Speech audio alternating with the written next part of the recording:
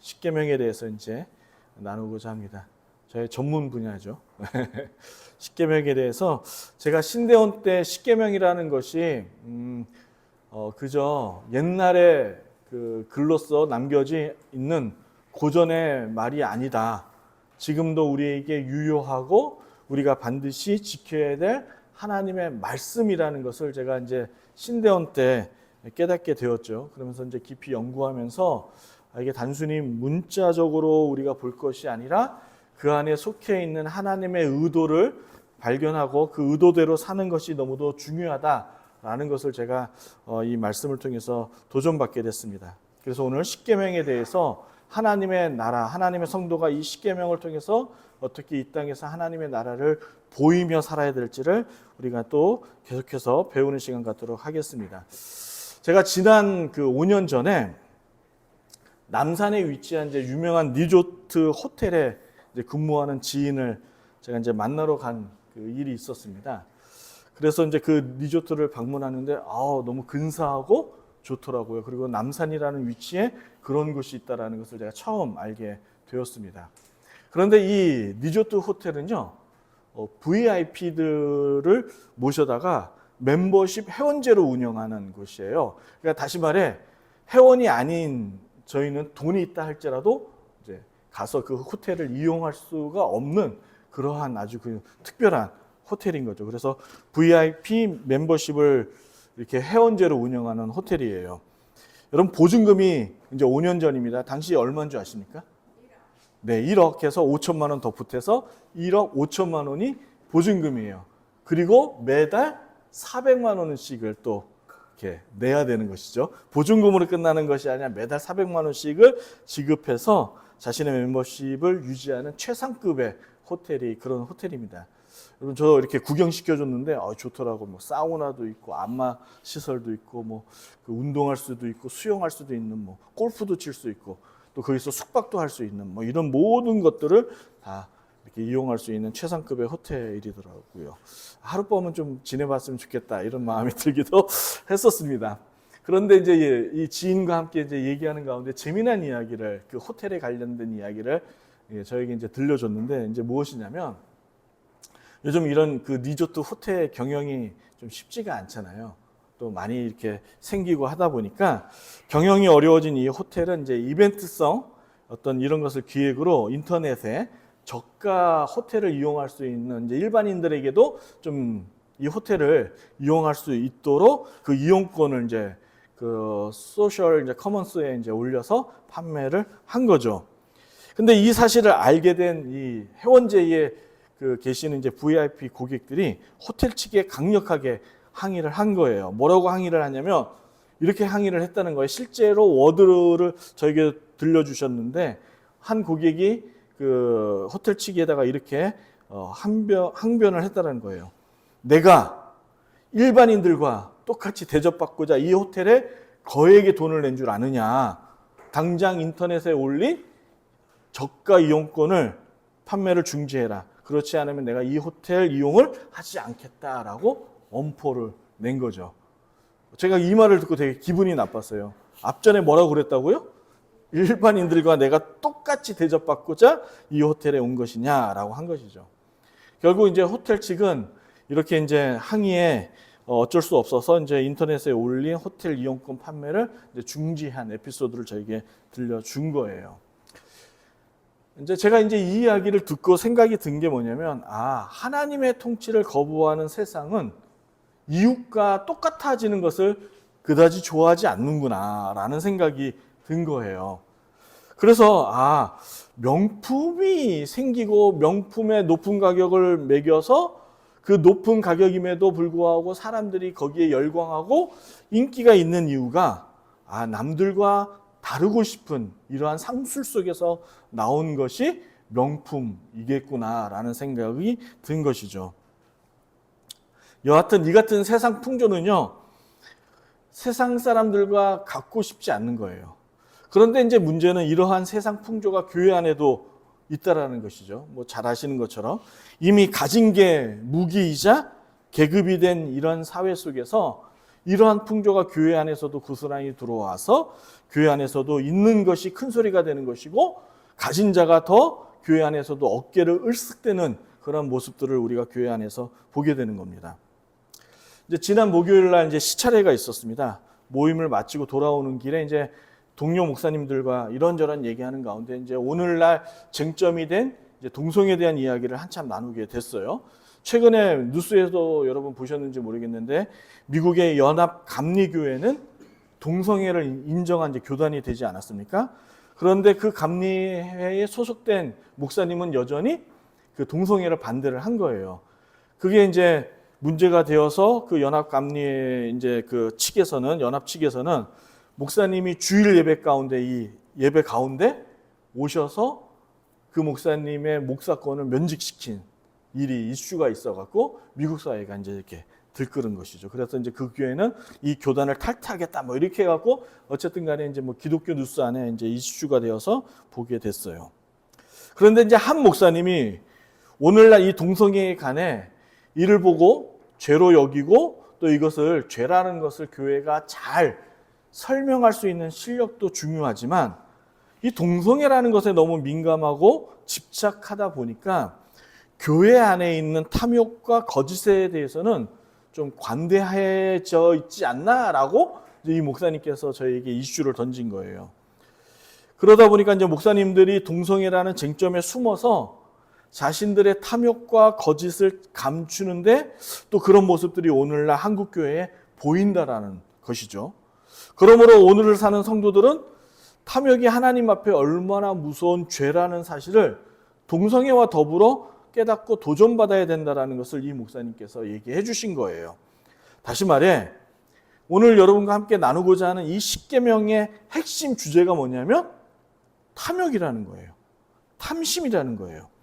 십계명에서 마지막 계명, 십계명에서 1에서 10가지 계명이 있지 않습니까? 그런데 이 10가지 계명의 마지막 계명이 탐욕에 대한 이야기를 하는데 이것이 단순히 마지막 계명에게만 적용된 말이 아니라 1에서 10가지의 모든 그 탐욕, 그 계명 속에 숨겨져 있는 뒤 이면의 핵심이 뭐라고요? 예, 탐욕, 탐심이라는 거예요. 하나님을 버리고 우상을 만들어 섬기는 이유도 탐심 때문이고 이웃을 살인하고 속이는 일, 간음하는 모든 인간의 행동이 바로 이 탐욕, 탐심에서 나오는 결과이라는 것을 우리에게 가르치는 것이죠. 그러므로 그리스도인이 십계명을 지키지 못하는 이유는 이 내용이 지키지 못할 만한 내용이어서가 아니라 나의 탐심으로 인해서 십계명을 지킬 마음이 애당초 없다라는 것을 우리가 도전받게 되는 거예요. 이러한 자신을 보면서 내가 죄인이라는 것을 깨달아야 되는데 너무도 내 안에 있는 탐욕과 탐심이 강하게 역사하다 보니까 하나님의 나라를 이루고자 하는 그 마음이 성도들 가운데 일어나지 않는 거예요. 왜요? 탐욕과 탐심이 이 사상을, 이 정신을 눌러버리기 때문이라는 것이죠. 그래서 이 중요한 사실을 우리가 오늘 말씀 속에서 도전받아야 되는 거 아니겠습니까? 여러분, 성경은 하나님의 명령이 멀리 있다라고 말하지 않습니다. 화면에 보시면 30장 14절입니다. 함께 읽어볼까요? 시작.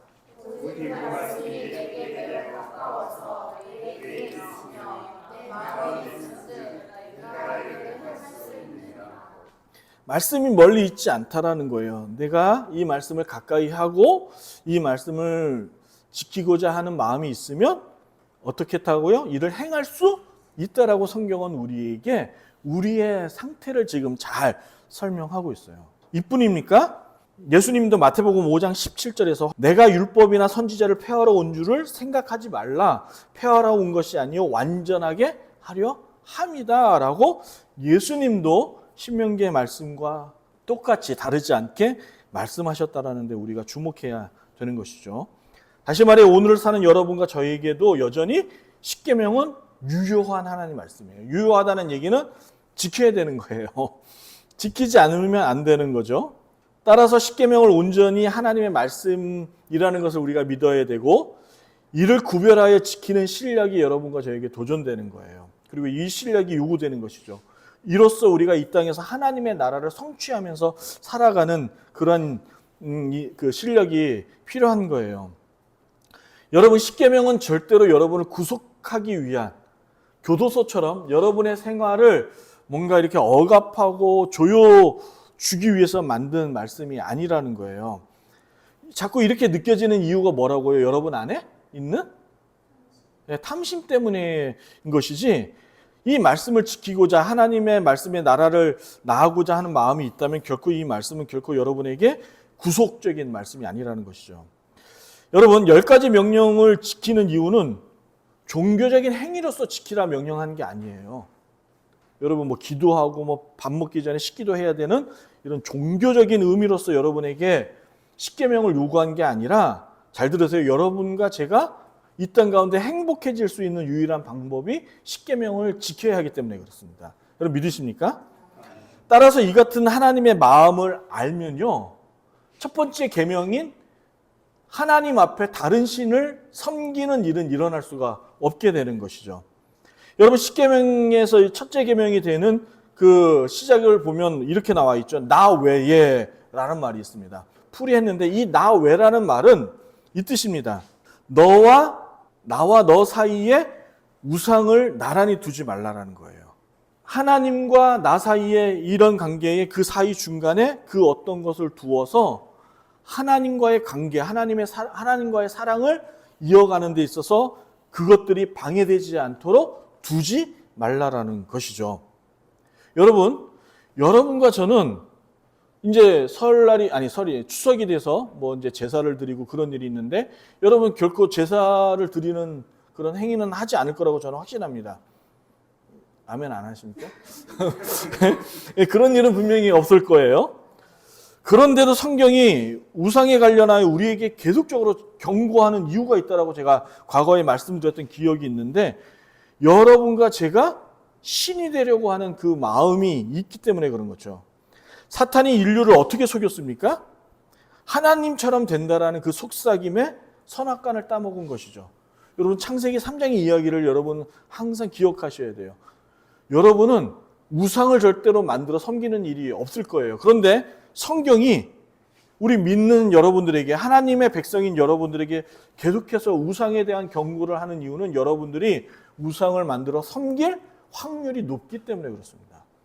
그래서 하나님 백성인 여러분들에게 계속적으로 경고하고 그에 대한 말씀을 주시는 거죠. 그 말씀에 대한 배경이 어디 있다고요? 창세기 3장인 사탄이, 뱀이 아담과 하에게 네가 하나님처럼 될 것이라는 그 말이 여전히 오늘 사는 여러분과 저에게도 유효하고 그 유혹이 계속적으로 여러분과 저에게도 속삭여지기 때문에 그렇습니다. 여러분, 구약 성경에 보면 참 재미난 사건이 하나 있었습니다. 그리고 그 이야기를 소개하고 있는데, 여러분, 이스라엘의 멸망이 이유가 뭐였어요? 한번 얘기해 보세요. 그 이유가 뭐죠? 우상을 섬겨서 멸망한 거예요. 하나님과 더불어 우상을 섬겼기 때문에 그들이 하나님으로부터 징벌을 받아서 이스라엘이 멸망한 것이죠. 다시 말해 그들은 하나님을 안 섬긴 게 아니에요. 그 어느 때보다 예배를 잘 드렸어요. 철저히 지켰어요. 그러니까 하나님도 섬기고 더불어 우상도 똑같이 섬긴 거예요. 이것에 하나님께서 열이 받으신 거죠. 여러분, 호세아 선지자는 호세아서에 보면 말씀을 보세요. 화면에 보시면 2장 16절에 아주 흥미로운 글을 기록해놨습니다. 뭐라고 기록했냐면, 보이시죠? 함께 있습니다. 시작. 여호와께서 이르시되 그날에 네가 나를 내 남편이라 일컫고 다시는 내 바알이라 일컫지 아니하리라. 이게 이제 호세아가 여호수아, 예수아라는 뜻이에요. 구원자 같은 말의 뜻입니다. 이제 호세아가 이름인데 그 이름을 헬라어로 바꾸면 예수가 되는 거예요. 그게 지저스가 되는 것이죠. 이 호세아 선지자에게 주님께서 뭐라고 얘기하셨냐면, 나를 이제 더 이상 내 남편이라고 일컫지 말라라고 얘기한 거예요. 왜 그러냐면, 지금 네가 나를 섬기는 방식이 바알을 믿는 신처럼 섬기기 때문에 그렇다는 것이죠. 다시 말해, 나는 바알이 아니야. 네가 섬기는 방식은 바알을 향한 종교 행위인 거지 나를 믿는 신앙의 태도가 아니라는 것을 지금 하나님께서 호세아 선지자를 통해서 지금 이렇게 말씀하신 것이죠. 그러니까 이스라엘은 하나님을 어떻게 믿었다는 거예요? 바알 신에게 믿었던 것처럼 믿었다라는 거예요. 여러분, 왜 이스라엘 사람들은 하나님을 바알처럼 믿었을까요? 이게 이제 궁금하잖아요. 왜요? 여러분, 왜냐하면 하나님을 믿는 것보다 바알을 믿는 것이 더 쉽기 때문에 그래요. 쉽기 때문에. 왜 제가 쉽다라고 얘기하냐면 하나님이 우리의 백성들에게 요구하는 삶의 태도가 너무도 까다롭기 때문에 그래요. 잘 생각해 보세요. 너무도 까다롭고 너무도 힘이 드는 부분들이 많아요. 그런데 반면에 바알은 종교적인 행위로서만 신앙생활이 되는 거예요. 유지가 되는 거예요. 그러니까 참 쉽죠. 참 쉬운 거예요. 여러분, 바알은 풍요의 신입니다. 부자가 되게 만들어주는 신이에요. 따라서 바알에게 풍요를 얻어내는 방법은 하나님을 믿는 것보다 더 쉽다라는 말이죠. 다시 말해 바알을 향한 나의 열심과 지극정성만 있으면 돼요. 옛날에 그 보름달이 뜨면 뒷마당에 이제 그 물두멍이를 둬서 이제 우리가 삼신할매나 뭐 등등 신들에게 비나이다 빌기만 하면 되는 거죠. 근데 우리 하나님께는 비는 것만으로 되지가 않습니다. 그렇잖아요. 여러분이 비는 것만 됐다면 우리가 더 나은 삶을 지금 유지하고 있었겠죠. 하나님은 그렇지 않은 거예요. 여러분, 바알에게 있어서 사람을 바치라 하면 그 바알을 따른 사람들은 사람을 잡아다가 바치면 되는 거예요. 40일간 금식하라 명령하면 그냥 밥 안 먹고 금식하면 그걸로 족한 거예요. 이처럼 바알을 만족시키고 그 만족함으로 인해서 바알이라는 신에게 풍요를 얻어내는 것은 참 편리한 거죠. 그런데 하나님은 그렇지 않다라는 거예요. 물론 하나님에게도 있어서 율법을 지키고 그가 명령한 것들을 지켜 살아야 됩니다. 그런데 이에 앞서 하나님께서 우리에게 요구하고 만족시키고자 하는 것이 뭐냐면 하나님과 우리의 관계라는 거예요. 관계. 이제 갓 결혼한 청년들이나 또 이제 집사님들이 저에게 와서 어떻게 부부 관계를 잘 이렇게 유지해야 됩니까? 라고 묻잖아요. 그럼 저는 이렇게 대답합니다. 집사님, 저도 힘들어요. 청년들이 이제 갓 결혼한 청년들이 이제 막 신혼 초면 막 알콩달콩 하기도 하지만은 또 아무것도 아닌 일에 잦은 또 이렇게 싸움이 벌어지잖아요. 그러니까 생각했던 것처럼 신혼생활이 기쁘지가 않을 때도 있는 거예요. 그럼 물어요. 목사님, 어떻게 해야만이 아내를 만족시킬 수 있습니까? 라고 물으면 나도 못 만족시킨다 라고 대답을 시키는 거죠. 여러분, 하나님께서 우리에게 요구하시는 것은 당신과의 올바른 관계예요.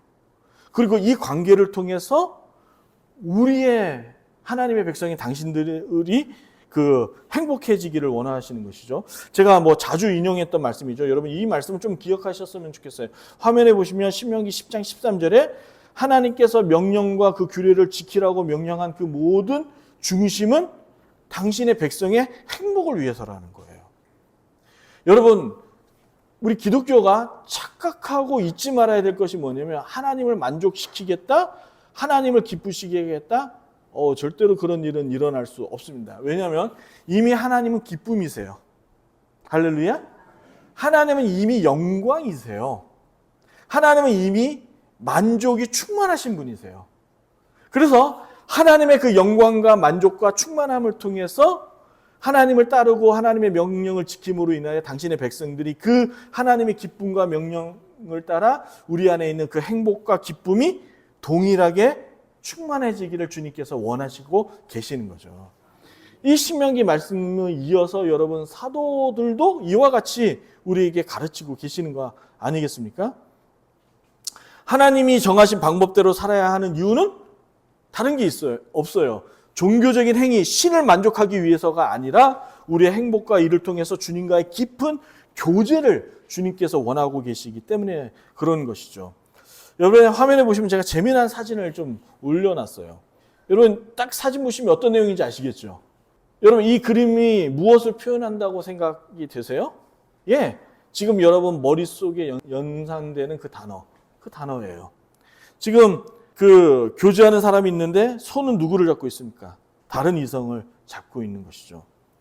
지금 첫 번째 계명이 되는 이 나 외에 이 말은 너와 나 사이에 다른 이성을 두지 말라는 거예요. 여보, 당신은 왜 나를 사랑해 주지 않아?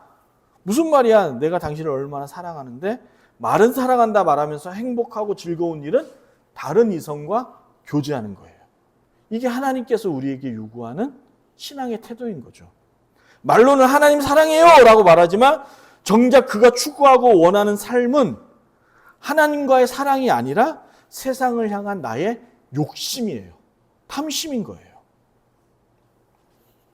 사랑하는 여러분, 그렇다면 도대체 이 바알, 더 나아가 산에 가면 절간에 있는 이런 불상들, 이러한 우상들은 도대체 어디서 온 걸까요?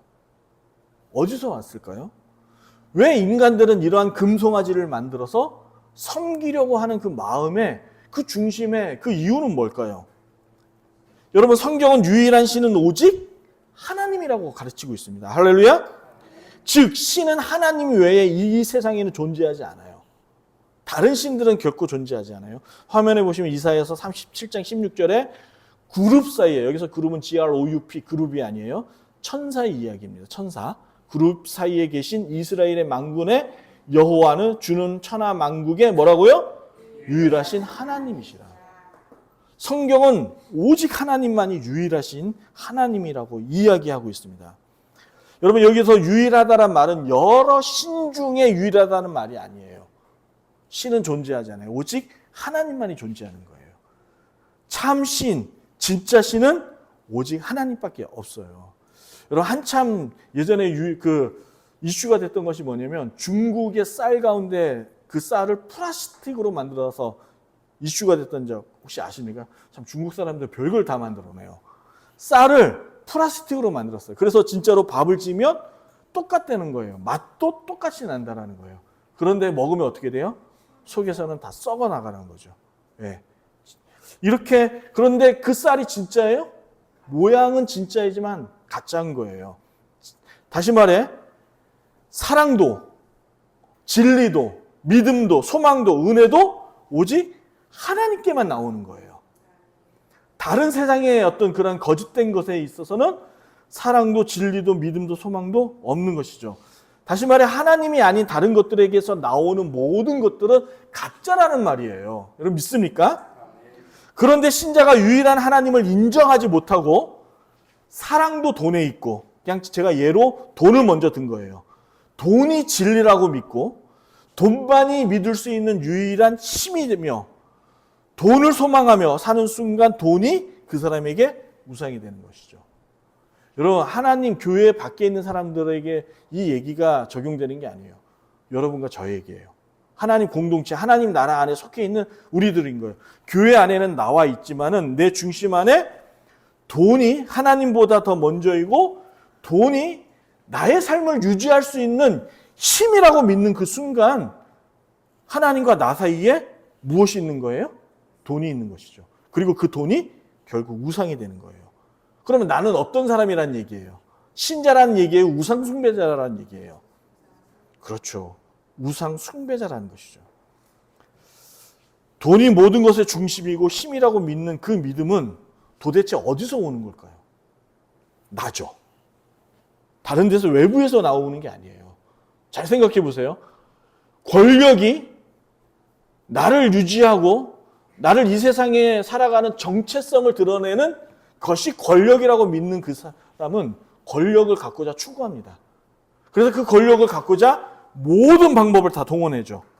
그래서 그 사람의 그 모든 그 권력이 우상이 되고 그것이 나의 전부라고 믿습니다. 그 전부는 바로 외부에서 들어오는 것이 아니라 나에게서 나오는 것이죠. 그러므로 여러분, 가짜신, 이렇게 우상이 만들어지는 이것들은 나에게서 나오는 거예요. 다른 데서 나오는 것이 아니에요.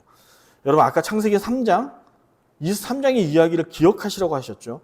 에덴 동산에서 하나님과 같아진다라는 이 사탄의 말이 신약 시대를 사는 여러분들에게 계속 속삭이는 거예요.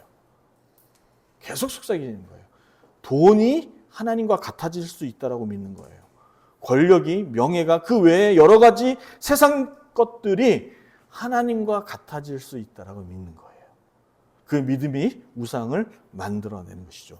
이 부분에 대해서 사도가 정확하게 짚어서 우리에게 얘기했습니다. 빌립보서 3장 19절입니다. 한 목소리 읽습니다. 시작.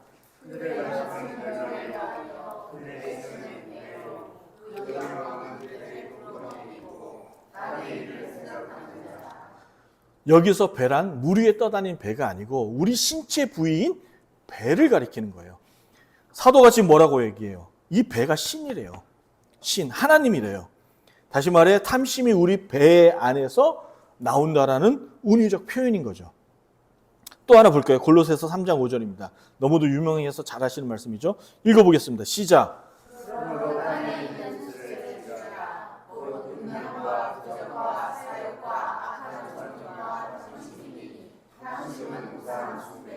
예, 우상숭배. 그러니까 성경은 뭐라고 하냐면 그 돌이나 그 나뭇가지로 만들어지는 형상에는 어떤 힘도 있지 않아. 그런데 너가 그렇게 그것들에게 마음을 빡 뺏기는 이유는 너의 안에 있는 탐심과 욕심 때문이야. 얘기하는 거예요. 그래서 그러한 형상을 하나님의 것으로 대체해 버리는 것이죠. 그리고 하나님이 요구하는 방식은 너무도 나에게 부담스럽고 까딱스러운 거예요. 그래서 하나님은 내 뒷전으로 하고 그것을 똑같이 하나님이라 여기며 거기에 내 마음을 투여하여 하나님을 믿는데 내가 조금도 이상하지 않다라고 내 스스로가 만족하며 살아가는 것이죠. 그게 바로 이스라엘이 금송아지를 만들었던 사건인 거죠. 똑같이 이 일들이 오늘날 여러분에게도 금송아지가 존재하는 거예요. 사랑하는 여러분, 이 탐심이 어디서 나온다라고 사도는 가르쳤냐면 우리 안에서 나온다라고 얘기하는 거예요. 그리고 이 탐심을 우리 스스로가 만족시키기 위해서 신이 되어버린 우리가 하나님이 금기시한 모든 것을 다 어기고 내가 스스로 이러면 하나님 있는데 부족함이 없지라고 내가 뇌에 맞게끔 여러 가지 명령들과 방법들을 다 정해버리는 거예요. 그리고 그 정한 방식대로 신앙생활을 하면서 내 신앙에는 그 어떠한 문제도 없다라고 만들고 살아가는 그 순간 우리는 첫째 계명을 어기고 사는 것이죠. 어렵죠. 진짜 어려운 거예요. 그러므로 우리의 탐심을 지적하는 하나님이 너무 불편한 거예요. 너무 불편해요. 여러분, 누군가가 나의 내가 불편해하는 내 마음을 아는 거예요. 여러분, 부부간의 관계가 힘든 이유가 뭔지 아십니까? 아내가 나의 속사정을 다 알기 때문에 그런 거예요. 그렇지 않습니까? 여러분, 그래서 그 가족들에게 있어서 말씀을 전하고 가족들을 충족시키기 어려운 이유는 가족들이 나에 대한 모든 것을 다 알기 때문에 그런 거죠. 좋은 것만 알면 되는데 나의 부끄러운 것까지 다 알잖아요. 이 얘기하면 부끄러워서 못하겠다. 네. 뭐가 하나가 순간 생각이 났습니다. 최근에 벌어졌던 이슈였는데 어쨌든 그런 거예요. 그래서 인류는 하나님을 대신할 만한 대용품을 만들기 시작한 거예요. 대용품. 그리고 이 대용품에 하나님을 투여시킨 거죠. 그리고 오로지 자신의 만족과 개인의 즐거움을 위해서 이 우상에게 나의 마음을 쏟아부은 거예요. 따라서 여러분과 제가 성경에서 계시한 하나님이 가르친 방식대로 하나님을 믿지 않는 순간 그 어떤 것들은 다 모두 다 우상이 되는 거예요.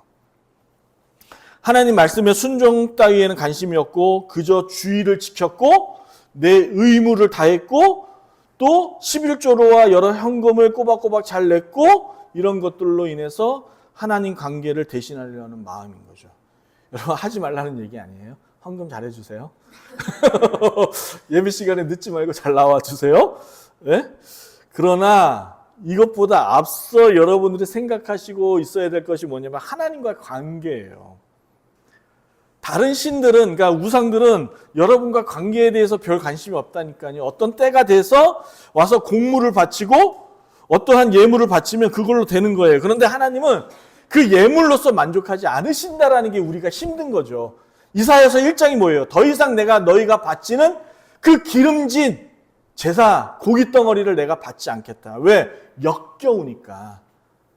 너희가 나의 말씀대로 나의 관계는 어떠한 관계는 관심이 없고 행위로서만 너의 신앙을 만족하려는 그 거짓된 신앙 생활이 나는 더 이상 꼴보기 싫다라고 얘기해서 하나님께서 이스라엘을 다른 백성 손에 넘기신 거 아닙니까?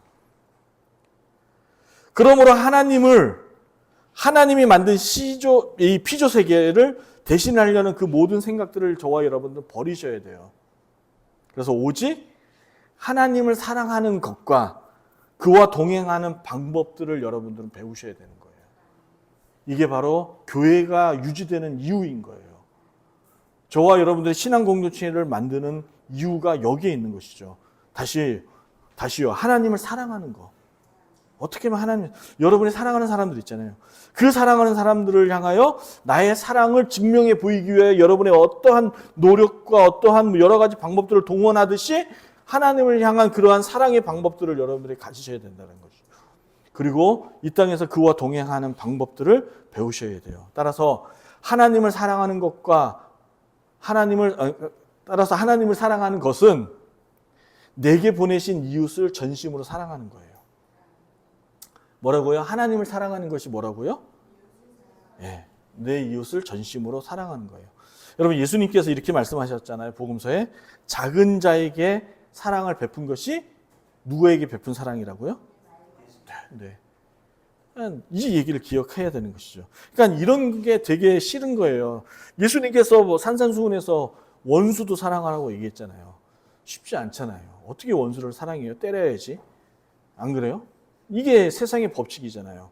그런데 이 사랑하라는 얘기가 너무 불편한 거예요. 그런데 다른 신들은 때려도 돼 라고 얘기를 하는 거예요. 그러니까 나와 내 속에 있는 이러한 탐심과 욕심과 나의 어떤 이러한 마음들이 이 신과는 딱 일치하는 거예요. 왜 일치할까요? 그렇죠. 내가 만들어낸 거니까. 내가 만들어낸 거니까 일치하는 거예요. 자, 다음으로 주님과 동행하는 건 뭐예요? 좌로나 우로나 치우치지 말고 주의하러 그의 말씀을 지켜 행하는 거죠. 그러니까 얼마나 불편합니까? 사랑하는 여러분, 오늘부터가 이제 추석 연휴가 시작이 되죠. 그래서 우리 이제 성도들 가운데는 이제 가족을 만나러 먼 거리를 이동하시는 분이 계실 겁니다. 그래서 이제 우리 가족들을 만나게 되면 우리가 이 추석 연휴 동안에 한번 이 삶의 태도를 한번 노력했으면 좋겠어요. 첫 번째가 뭐냐면 따라해 봅시다. 예쁜 말. 예쁜 말을 이렇게 하는 거예요. 내 가족들에게, 이웃들에게. 그리고 또 한 가지 또 따라해 봅니다. 예쁜 행동. 예쁜 행동을 하는 거예요. 예쁜 행동. 참 저도 어려운데 이렇게 말하면서 이 말씀을 쓰면서 자꾸 누가 제 눈에 이렇게 아른아른거려 갖고 많이 괴로웠는데, 예쁜 말, 예쁜 행동을 통해서 내가 아닌 나를 만족시키는 것이 아니라 내 이웃, 내 가족을 흡족해 하는 시간들을 우리가 이 추석을 통해서 가져볼 수 있기를 주의 이름으로 부탁합니다. 그리고 더 나아가 어떠한 상황에도 우상에게 절하는 일은 하지 맙시다. 이 일을 통해서 우리 주변에 하나님의 나라, 하나님의 사랑을, 복음을 전하는 시간을 가져보시기를 주의 이름으로 부탁드리겠습니다. 기도하겠습니다.